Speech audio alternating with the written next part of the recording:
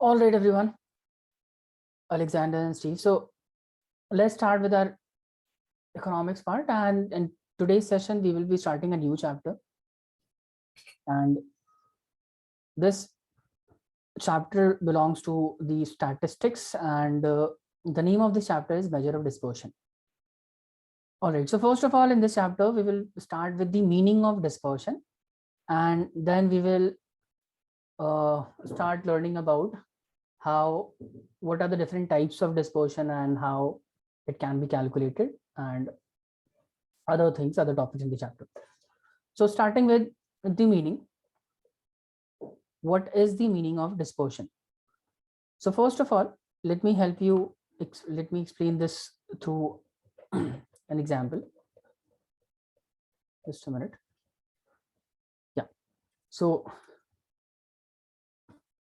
what is dispersion?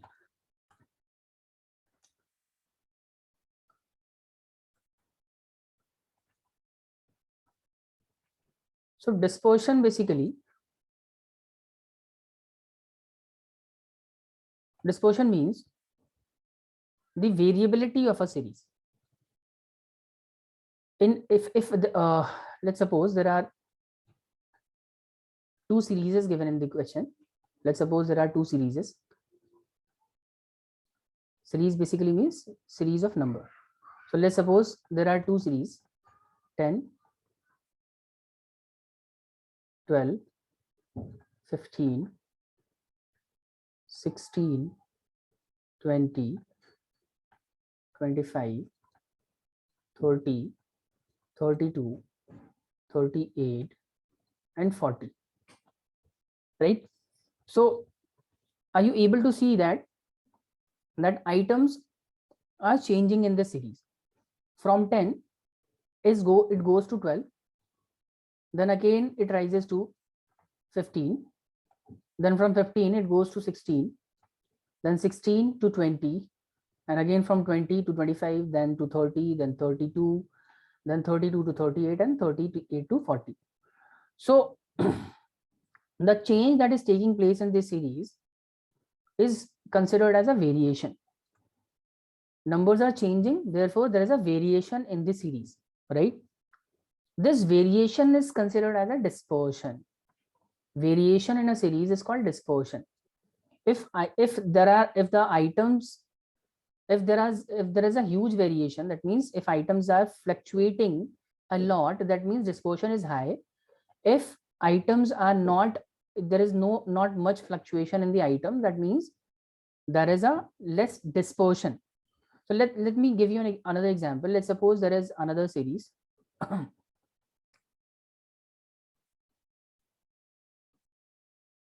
Wherein items are given as 5, 6, 7, 8, 9, 10, 11, 12, 13.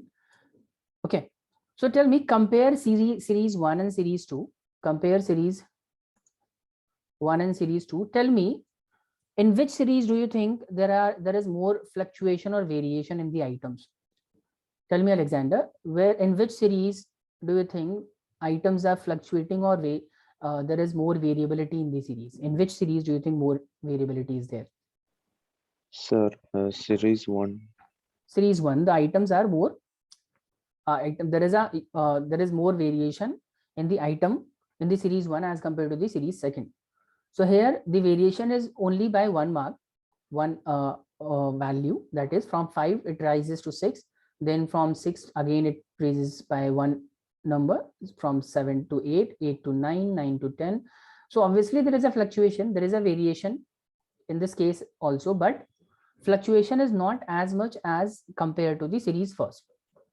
And similarly, let's make another series.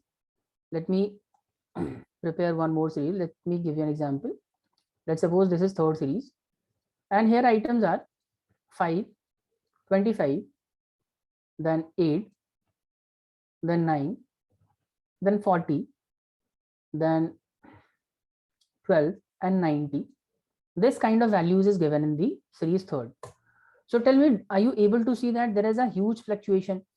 Suddenly from 5 number rises to 25, and from 25 it declines to 8.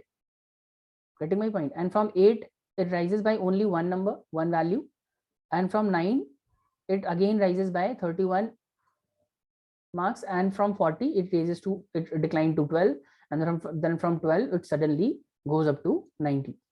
So there is a huge fluctuation. So fluctuation basically means variability, and variability is called dispersion. If there is huge variability in any series among the items, then in that case it is said that there is a high dispersion in that series. So if I compare all these series, so I'll say that in case of series second, there is a lowest variability. Since the item are not fluctuating much as compared to the other items, therefore there is a lowest variability. And in this case, we have the highest variability. Items are changing, fluctuating a lot. So therefore highest variability. And in this case, we have comparatively, there is a moderate variability. Moderate variability. All right. Okay. So depending upon the variation, depending upon the fluctuation or variability, we can say that series having lowest variability will have the low dispersion. Series having low variability, that means series in which items are not fluctuating much, will have the low degree of dispersion. Then series having high variability will have the high value of dispersion. Okay, then series having moderate variability will have low or moderate degree of dispersion. Thing I want to explain here is that dispersion is nothing but the variation of a series, variability of a series, or fluctuation taking place in a series. That is what we call dispersion. Getting my point? So dispersion is what? Dispersion is basically, dispersion indicate the variation or fluctuation of a series. Variation or fluctuation of a series is called dispersion. Now in this chapter, we will learn how do we calculate dispersion. What are the various measures by which dispersion can be calculated? So this chapter focuses on measurement of dispersion. Therefore, the name of the chapter is basically measures of dispersion. How we will be calculating dispersion, that we will talk about in this chapter. Measures of dispersion basically means how to calculate the degree of fluctuation taking place in a series. Degree of fluctuation that is taking place in a series. All right, is this clear till this point? Any doubt? No, sir. All right, so let's come to the PowerPoint. Let's read the definition. So dispersion is what? Dispersion refers to the variation of the items among themselves or around an average. So I will discuss this part later. For now, just keep this in mind that dispersion is what? Dispersion is the variation of the item. Let's for now just ignore around an average. Just focus on dispersion refers to the variation of the item among themselves. So higher the variation, higher will be the dispersion. Lower the variation, lower will be the dispersion. Greater the variation among the different items of a series, the more will be the dispersion. That is what I was explaining. Now let's now come to how do we calculate dispersion. So Steve and Alexander, there are various measures by which dispersion can be calculated, and all those measures have been categorized into two parts. We have categorized all the measures or methods into two categories. One is called the absolute measure of dispersion. Absolute measure of dispersion. And then there is relative measure of dispersion. So we have two measures of dispersion: relative measures of dispersion as well as absolute measure of dispersion. So what is the difference between absolute and relative measure of dispersion? Let me explain this. Absolute measure of dispersion basically means whenever you calculate value of dispersion, whenever you calculate value of dispersion or degree of dispersion, that is degree of fluctuation or variability of a series, in terms of the same unit as the items in the series is given. You are calculating, let's suppose you are calculating dispersion of a particular series. So this is a series, and there are certain items for which you need to calculate dispersion. And these items are, let's suppose these are the item 10, 15, 17,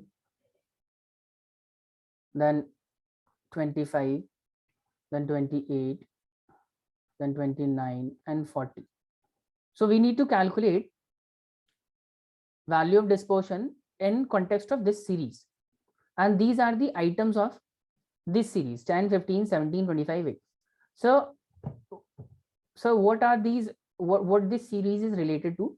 This series is giving you the information regarding the weight of students in a class. Okay, let's suppose these are, this is the information about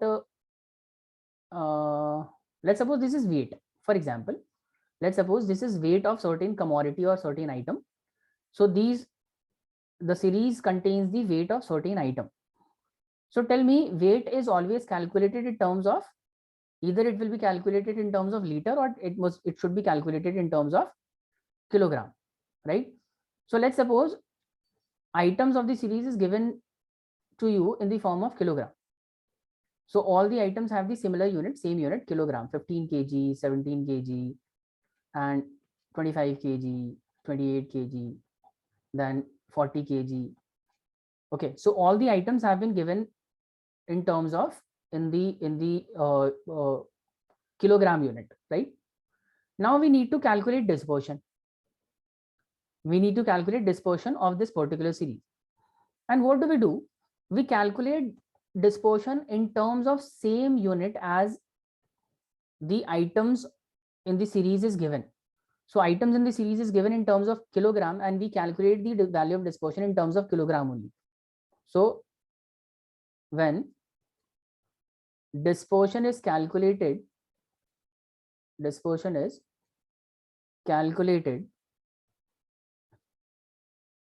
in the same unit as the items of the series are given. Items of series. If item of the series is given in terms of kilogram and you are calculating the value of dispersion, let's suppose you have calculated dispersion, value of dispersion, and you have got, let's suppose you have got 3. Value of dispersion you have got is 3, and you have got it in terms of kilogram. So value of dispersion you have got is 3 kilogram. So that means item was given in kilogram, and you are calculating the value of dispersion in terms of kilogram as well. So when dispersion is calculated in the same unit as the item of the series is given, this measure of dispersion is called absolute measure of dispersion. When you calculate dispersion in terms of in the same unit as the items of the series is given, then we call it the absolute measure of dispersion. Whereas if you talk about the relative measure of dispersion, relative measure of dispersion is very simple. If you, instead of calculating the dispersion in the same unit, if you start calculating value of dispersion, when dispersion is calculated,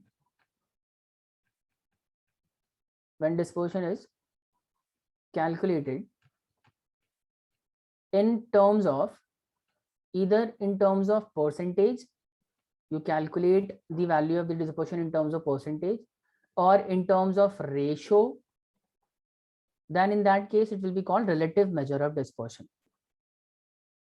Getting my point? If you are not calculating value of dispersion in terms of the same unit in which the item of the series is given, you are calculating it in terms of percentage or ratio. Let's suppose in this case you have calculated value of dispersion and you have got, let's suppose for example, you have got dispersion is 15%, or you have got 0.15 as the value of the dispersion. So if you are getting the dispersion in terms of percentage, ratio, or decimal or proportion, all of this will be treated as the relative measure of dispersion, either in terms of percentage, sorry, or you are calculating it in terms of ratio or decimal. All of this will be considered as the relative measure of dispersion. Tell me, Alexander and Steve, is this clear? There are two measures of dispersion. Yes, sir. Okay. So tell me, if, for example, if you have been provided with the information regarding the marks obtained by a student in a class test.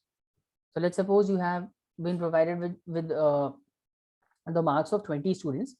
Some of them have got 40 marks, some of them have got 13, 15, 50, 55, 60, 45, and similar numbers, and you have calculated the dispersion among the mark as, let's say for example, you have got dispersion, value of dispersion is 7 marks. So tell me, if you have calculated dispersion in terms of marks, then what kind of dispersion you have calculated, whether it will be treated as the absolute or the relative? It will be absolute. Absolute. But similarly, if you have calculated it in terms of percentage, let's suppose the value of dispersion you have got is, for example, 15% or 20%. That means marks of every student vary among themselves by 20%. That means it is a relative measure of dispersion. So I hope the concept of relative and absolute measure of dispersion is clear to both of you. Alexander, is there any doubt? No doubt, sir. No doubt. Okay, now moving on to, so you can also read it on the PowerPoint. Here it is written that absolute, in case of absolute measure of dispersion, we express it in the same unit in which the data is given or expressed. If data is given in terms of rupee, kilogram, liter, kilometers, or any other unit, and you are calculating the value of dispersion in the same unit, in that case it will be treated as the absolute measure of dispersion. On the other hand, if you talk about the relative measure of dispersion, so it will be called relative measure of dispersion only when it is calculated in terms of percentage, ratio, decimal, proportion, or any other, by way of any other, you have used any other expression. In that case, it will be called relative measure of dispersion. Now the question arises, sir, how do we actually calculate? What is the formula behind calculating the dispersion? So let me explain that to you. First of all, because there are two measures of dispersion, accordingly methods also differ. So method differ depending upon the measure of dispersion. So there are two measures of dispersion. Measures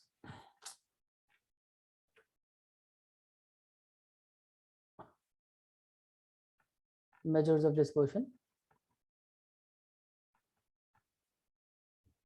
So as I told you, there are two measures: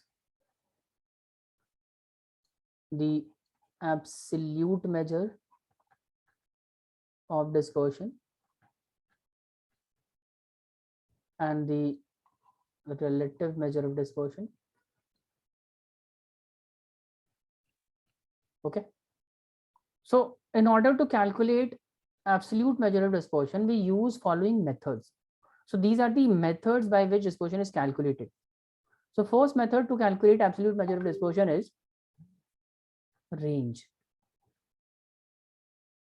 Then the other method is quartile deviation.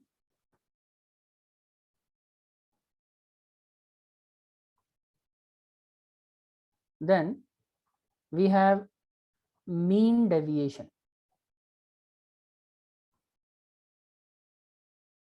After that, we have standard deviation. All of these are the methods by which absolute measure of dispersion will be calculated.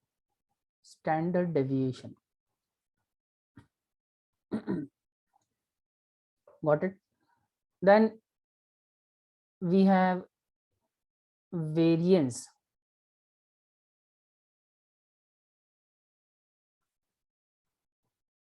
And after that, the Lorentz curve.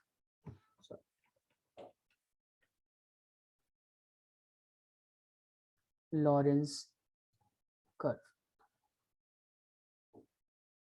Okay, so these are the various methods by which absolute measure of dispersion is calculated. And if you talk about relative measure of dispersion, in the relative measure of dispersion, we calculate the coefficient of all these methods, all these measures. So in order to find out relative measure of dispersion, what do? We simply calculate coefficient of range. So if you calculate range, it will be called absolute measure. And if you do the coefficient, it will become the relative measure of dispersion. So coefficient of range is the method by which relative measure of dispersion can be calculated. Then if you want to calculate relative measure from the quartile deviation, you can simply calculate coefficient of quartile deviation. Coefficient of quartile deviation.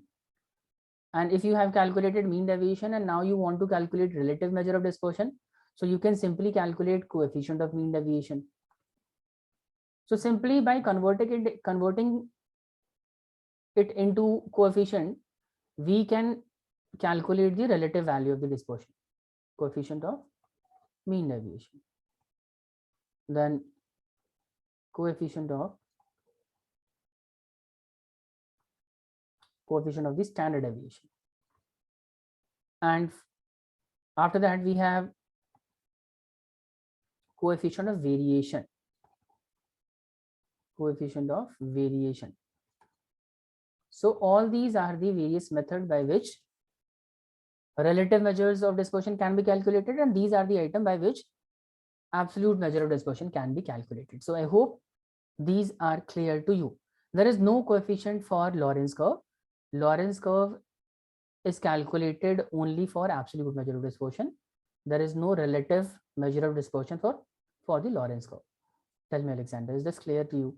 All the methods is, we will be talking about all these methods one by one, but just tell me, are you clear about this, that we have two measure of dispersion, absolute and relative, and we have different method by which all both these can be calculated? Yes, sir. Okay. So first of all, we will start discussing range. So we will start our discussion with the range. So what is range? Range is the most easiest method by which dispersion can be calculated. This is the simplest and the easiest method by which range is dispersion is calculated, and I'm pretty sure that you will be easily be able to understand. You guys are not you won't be having any doubt understanding this. So let me explain. Range is what? Range, the meaning of range is basically, range refers to the difference between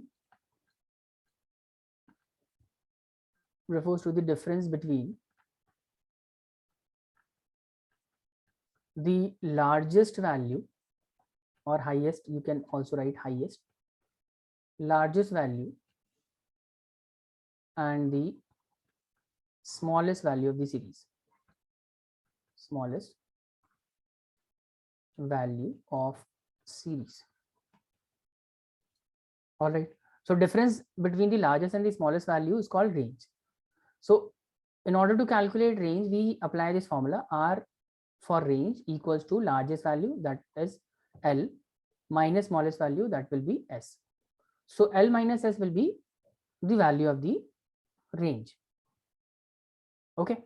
Then after that, if we need to calculate coefficient of range in this case, so for calculating coefficient of range, what do? That means if you want to calculate relative dispersion from range, then what we can do? Coefficient of range.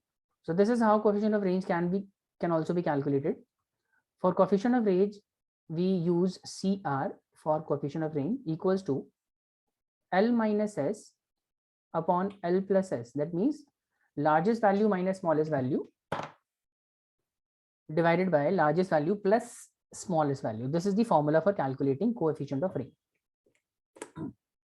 Tell me, Alexander, both the formulas are clear to you? Yes, sir. Okay. All right, so let's move to the question. Let's do few questions based on range and coefficient of range.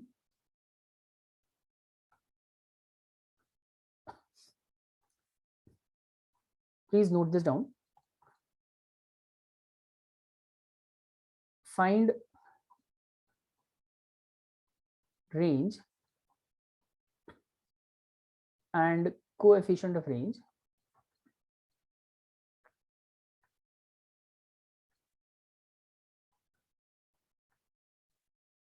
in the following cases.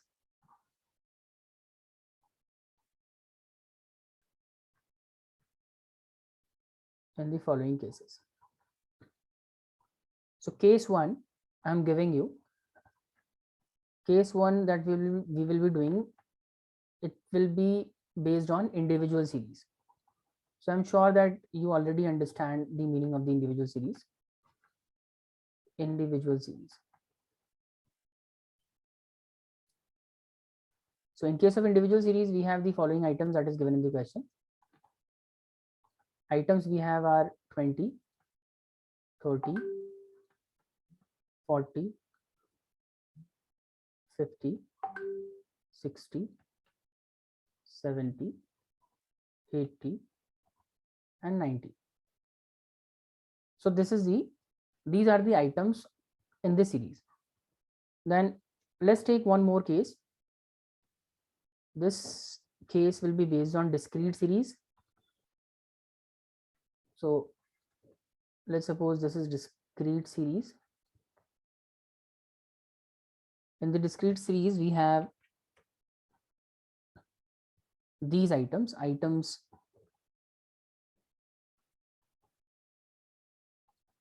given in the question is 5, 10, 15, 20, and 25, 30, 35, and 40. And in case of discrete series, you already know that we have one more column for the frequency. So frequency is also given.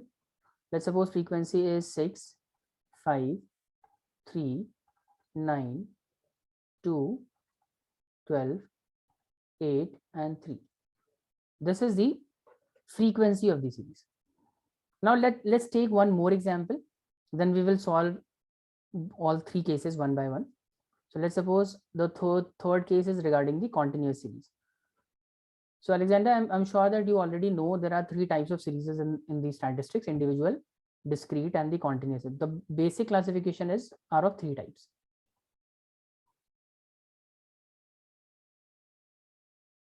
Continuous series,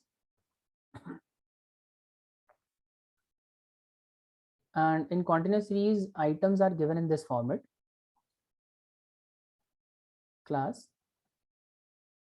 Let's suppose class is 0 to 10. Then from 10 to, let's change this value.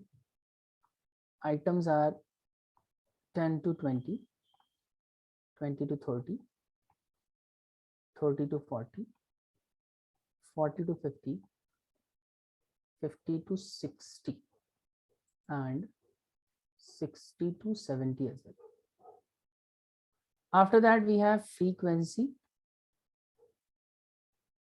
Frequency is 7, 8, 12, 9, 3, and 1. I'm sorry. So these are three different series wherein we need to find out range and coefficient of range. So have you noted the question, Alexander and Steve? Yes, sir. You're still writing it or done? Sir, I'm done. Okay.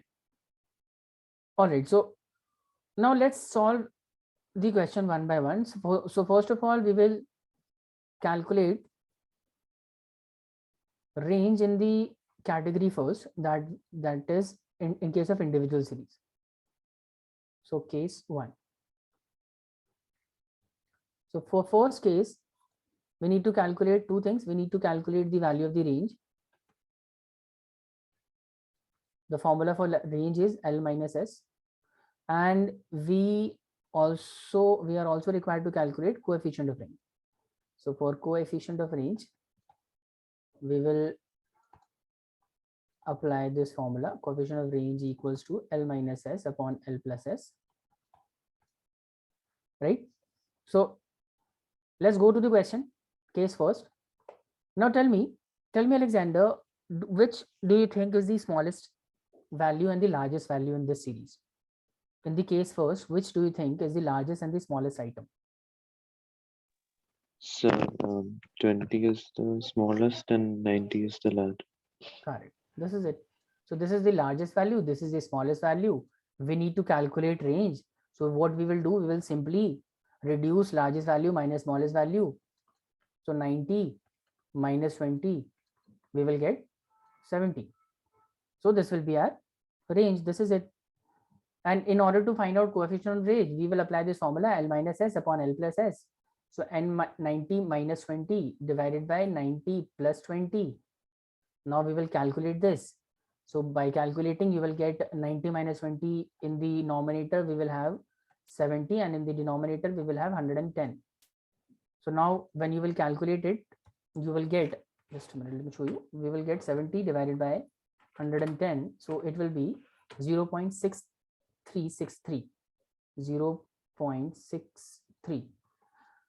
So Alexander, please keep this in mind, that whenever you calculate coefficient of range, it should not be more than 0 or 1.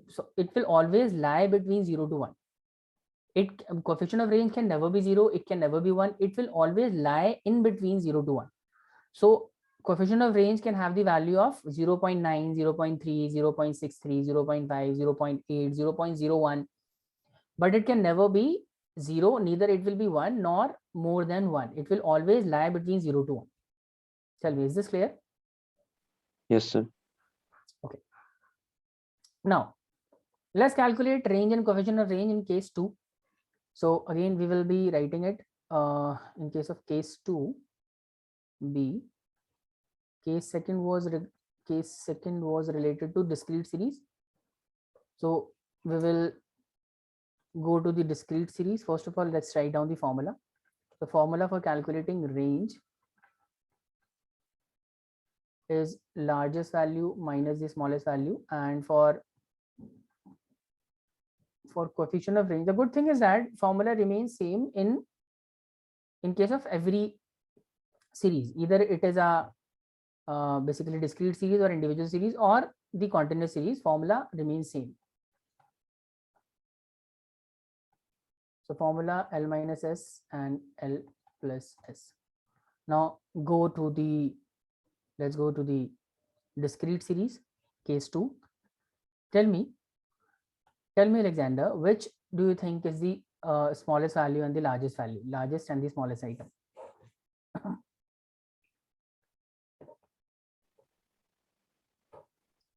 Tell me in the second case, in the discrete series, tell me which is the largest and the smallest value. Sir, 2 is the smallest value. 2 is the smallest value. Okay. And 40 is the largest. 40 is the largest value. Now, Alexander, just listen to me carefully and try to understand. Whenever we calculate range, we do not consider frequencies. We are only concerned with the items of the series. We are not concerned about the frequencies. Frequency basically state the number of times a particular item is repeating. So if the frequency is 6 for 5, if frequency of 5 is 6, that means 5 is repeating for 6 number of times. If frequency of 10 is 5, that means 10 is repeating for how many times? 5 times. If frequency of 15 is 3, that means 15 is repeating for 3 times. So frequency is not relevant for calculating the range or coefficient of range. We need to focus on the items only. So this is the item row. We need to find the smallest and the largest value from the item, not from the frequency. So largest value you have you have said is 40, that is correct. So this is the largest value, that is right. And the smallest value will not be 2, in fact it is 5. So in the discrete series, we need to just focus on the items, not on the frequencies. So largest value was 50 and the smallest value is 5. So range will be 35. And similarly, coefficient of range will be 40 minus 5 upon 40 plus 5. So you will get 35 divided by 45. Answer should be less than 1 and more than 0. So let's calculate 35 divided by 45, it will be 0.77. So you can see it is falling within 0 to 1, 0.77. Tell me, Alexander, is this clear? Yes, sir. All right. Now let's move to the third category, case third. So third case was regarding the continuous series. In case of continuous series, again, the good thing is that formula is going to remain same. So in this case also we need to find out the value of the range. So we will apply the same formula for range, largest value minus smallest value, and for the coefficient we will be writing coefficient of range, largest value minus smallest value, and largest value plus smallest value. So let's go to the case third, continuous series, and try to find out the largest and the smallest value. Tell me, Alexander, please tell me, which do you think is the largest and the smallest value in this series? Smallest value is 10 to 20. The smallest value is only 10. Oh. Right? Yeah. In case if the information is given in terms of class, it is given in this format 10 to 20, 20 to 30. This is basically called class or the class interval. So if information is given in the class interval format, then in this case we will be considering the first value as the smallest item and the last value as the highest item, the largest item. So in this case, the range will be 70 minus 10. So 70 minus 10 will be how much? It will be 60. 70 minus 10, it will be 60. And similarly, 70 minus 10 upon 70 plus 10. So it will be 60 by 80. So you will get 0.75. So this is the answer. Any doubts? No, sir. No doubt. All right.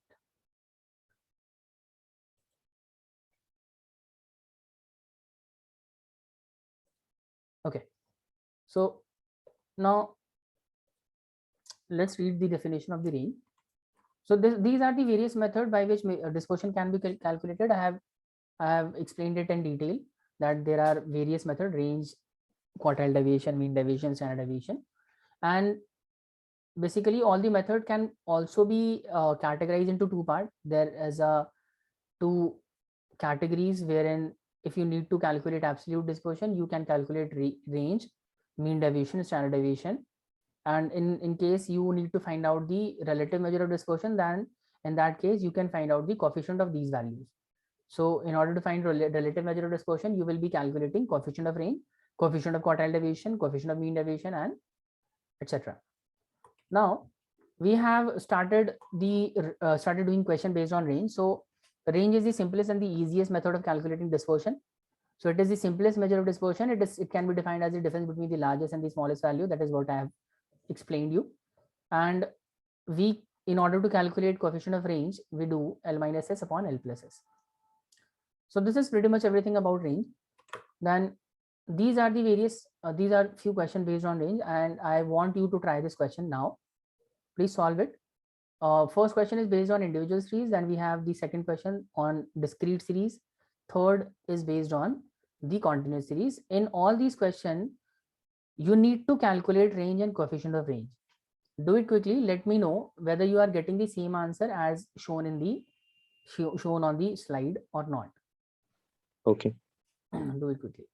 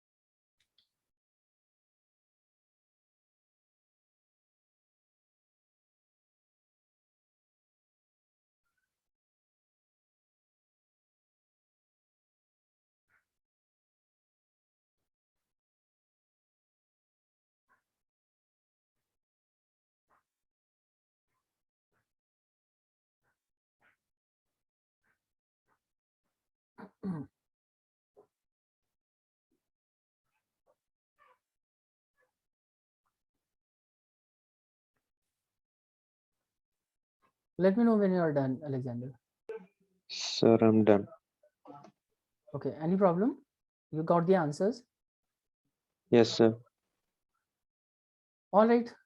So this is it for today's session. So we will be talking more about dispersion in the next class. We will look at the other method by which dispersion can be calculated. Specifically, we will talk about how do we calculate quartile deviation and how to calculate coefficient of quartile deviation in different series in case of individual, discrete, and the continuous series. So this is it for today's session. Thank you so much for attending session. Any doubts you Sir, want to ask? Yes. I'm sorry for asking all the doubts, but yes, last class is accountancy holiday homework. Can you explain it? Last class homework. Yeah. Okay, just a minute. Let me open the PowerPoint for on that particular chapter. Just a minute. So I think I asked you in the while doing the session, I have asked you whether you have any doubt. You said no. In fact, nobody Yes. asked any question from me. Yeah. I didn't answer quickly. I thought you would explain it. That's it. Okay, and I presume that nobody having any doubts. Just a minute, let me open the PowerPoint.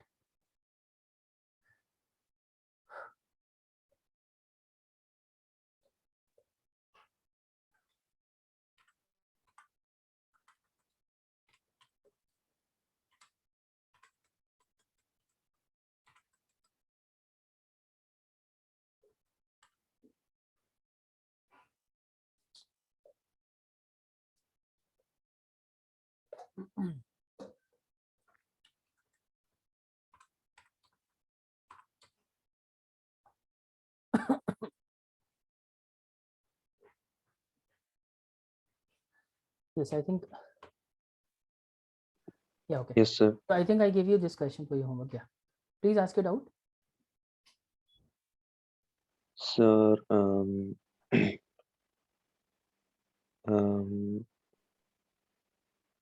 the insurance premium one, and Insurance premium is paid per annum ended 31st May 2019. All right. So, okay. Insurance premium is given. How much it is given in the question? Insurance is 3600. All right. So it says that insurance premium is paid per annum ended 31st May 2019. That means entire insurance premium that is paid belongs to this particular period only. So insurance premium does not require any adjustment, Alexander. Entire amount that is shown in the trial balance belongs to the current period only. If we have paid, if we would have paid it on advance basis, or there might be, let's suppose there was some outstanding. In that case, we basically will have to adjust it. But since it is said in the question in the item 6, it is specifically mentioned that insurance premium is paid per annum, and this amount belong to the 2019 period. That means entire amount belongs to this period only. There is no outstanding, there is no prepaid, therefore we do not require to adjust it with anything. Got it? sir, it says May, but it ends on 31st Oh, March. I'm sorry, I took it as March, ended on 31st May. All right. So basically insurance premium paid per annum ended 31st May 2019. So just a minute, we are preparing the accounts till 31st March 2019 only, na? Right? Yeah. Okay. So basically, let me help you how we will calculate. Let me show you. Insurance is 3600, and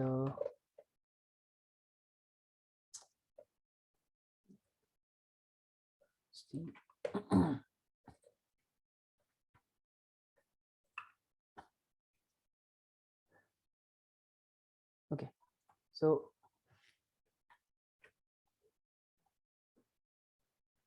insurance is how much? It is it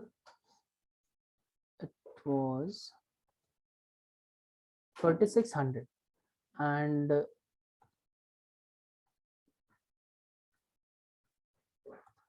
3600. So this has been paid for till May, and we are preparing accounts till March only, right? So basically we have paid the insurance premium for 2 month advance, right? So how we will calculate the advance payment of the insurance? We can simply divide 3600 by, basically instead of paying it for 12 month only, we have make the payment of 14 month. So we can divide 3600 by 14, right? And then we can multiply it with 2. So by doing this, we will be able to calculate advance insurance paid. Advance insurance. Alexander, tell me, is this clear now? Yes, sir. So how we will be doing this? 3600 divided by 14 into 2. So 514 rupees belongs to the April and May month. So this will be considered as our basically advance advance insurance premium. So we will reduce 514 rupees from the insurance paid, and after reducing it, we will write down the balancing figure in the profit and loss account, and we will write down 514 rupees in the balance sheet as well, indicating it as the prepaid insurance. Any doubts? No, sir. Okay. Anything else in this question? Yeah, the 8% bank loan. 8% bank loan. So what is, where it is written? 8% bank loan is which item you are talking about? At the It is in the bottom. trial balance. Okay. It Yeah. is in the trial. 8% bank loan is basically it is a liability. It will be shown in the liability side of the balance sheet.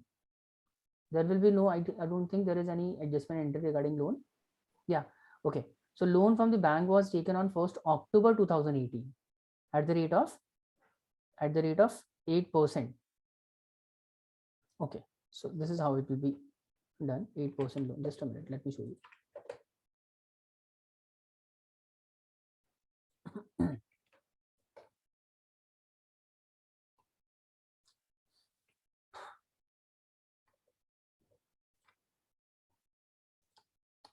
$25,000. Okay, see. So loan. The amount of loan is 25,000, right? And it is taken at the rate of 8% per annum. So first of all, listen to me very carefully. This entire amount will be transferred to the balance sheet, right? This will be transferred to the balance sheet on the liability side, first of all. Okay, there is no doubt regarding this. Now, in the adjustment entries, we have been provided with the additional information that this loan was taken on 1st of October, right? So this loan was taken on 1st of October. That means from the period of October till 31st March. How many months are there? I think 6 months. So from October till March, there is 6 months involved. So we will have to charge interest for this period, right? We will have to pay interest from 1st October till 31st March. We will have to calculate the value of the interest. So value of the loan was 25,000, and on this amount we will charge 8% interest for how many months? For 6 months: October, November, December, January, February, March, for 6 months. So the calculation will be 6 by 12. So calculate it. It will be 25,000 into 8 into 6, 2000 divided by, multiply by 6 and divided by 12, it will be 1000. So interest will be 1000. So tell me how we are going to deal with the interest. Because interest is not yet paid, it is due. This interest is due, but it is not written in the question that it is paid. That means this interest is due, so it will be indicated as outstanding interest, right? Outstanding interest in the balance sheet, and the same amount will be posted to the profit and loss account on the debit side. Alexander, any doubt? No, sir. Is this clear now? Yes, sir. Okay. Anything else in the question?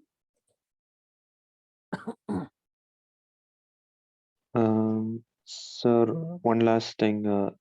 Just to make sure, provision for doubtful debt, we have to take the percentage and just subtract it from debtors, right? No, we will have to add this value in the value of the debtor. Because Okay. provision for doubtful debt basically means we have to make a provision of 5% of basically bad debts. So the debtors will be, value of the debtors will be reduced, right? You said, right? value of the debtors will be reduced by 5%, and the same amount will be transferred to the profit and loss account on the debit side by the name of provision for doubtful debt. Right? Yeah. Amount of debtor will be reduced by 5% of provision for doubtful debt. That means we have the debtor of 20,600. We will calculate 5% of this value. We will reduce this value in the balance sheet, and same value will be indicated in the profit and loss account on the debit side. All right, anything else? Okay, that's it, sir. Thank you so much. Just do one thing. Make sure you do this question and calculate gross profit, net profit, and the balance sheet values. And I'll be showing you the solution of this question in the next class. And make Okay. sure your solution tally with the solution I give you. Okay, Alright. sir.